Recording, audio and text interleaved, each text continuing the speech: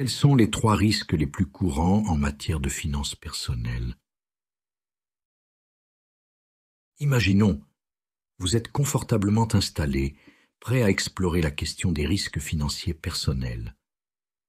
Respirons un instant et commençons. Aujourd'hui, je vous propose un voyage calme, limpide, à travers les 3 grandes menaces qui guettent nos finances au quotidien.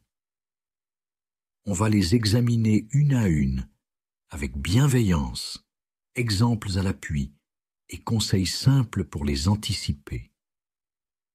Le premier risque, c'est de ne pas avoir de réserve, d'épargne de sécurité, ce qu'on appelle souvent fonds d'urgence.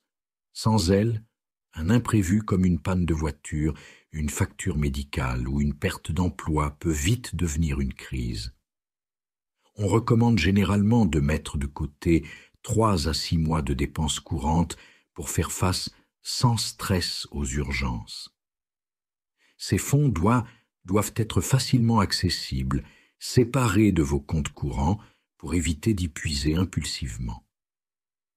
Sans épargne de précaution, la tentation est grande de recourir aux dettes à taux élevés, avec intérêt, stress et aggravation du problème. Commencez petit, avec un objectif mensuel réaliste. Ouvrez un compte dédié, séparé, et si possible, mettez en place des virements automatiques. Visualisez vos progrès. 1 000 €, 2 000, et ainsi de suite. Un petit pas à la fois, et un jour, le socle est là. Le second risque, c'est d'avoir trop de dettes, ou mal les gérer.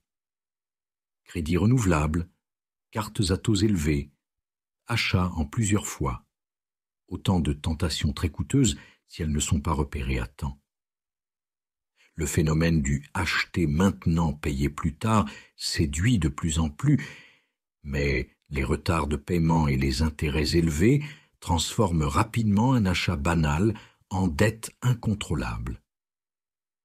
Accumuler les dettes, c'est s'exposer à des frais, du stress et parfois à une mauvaise notation de crédit.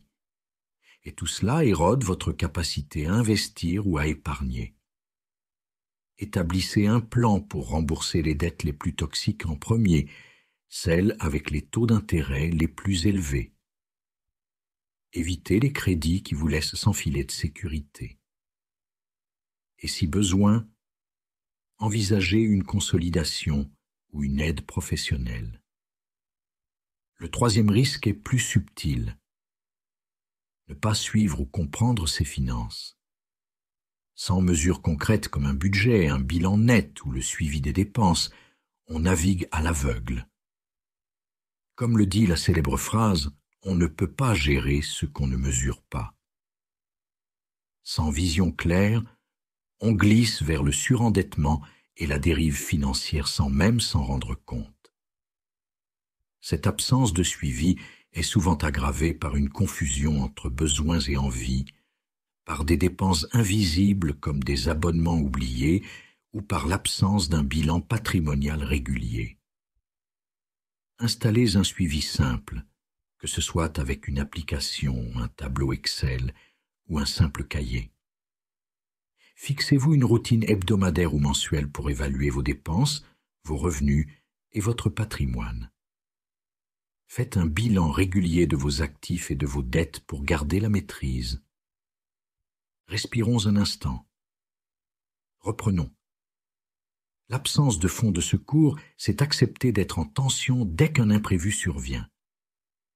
L'endettement incontrôlé, c'est accepter de payer cher pour plus de stress mois après mois.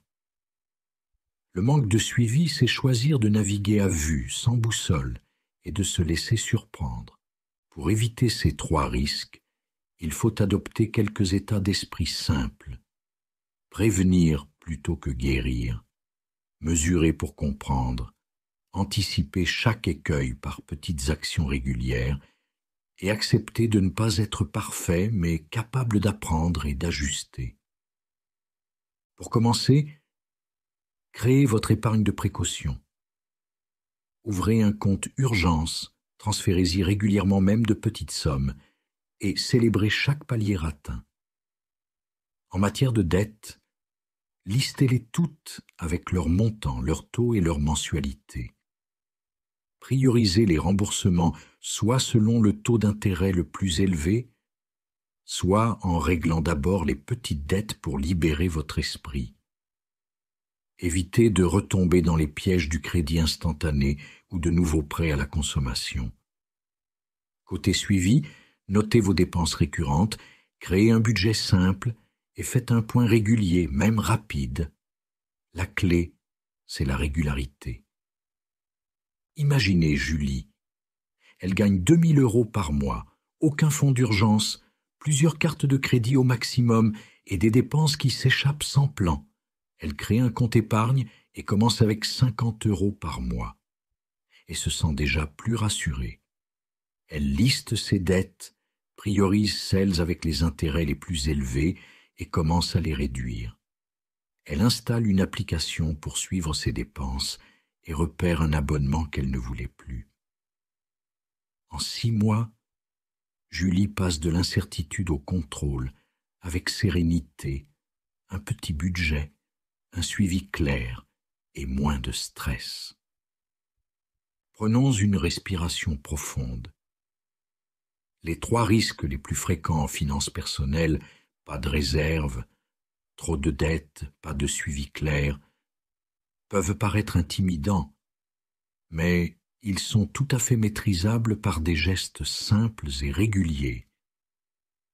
Pas de pression, juste du progrès. Pas à pas, vous pouvez construire une situation plus solide, plus sereine et plus épanouissante.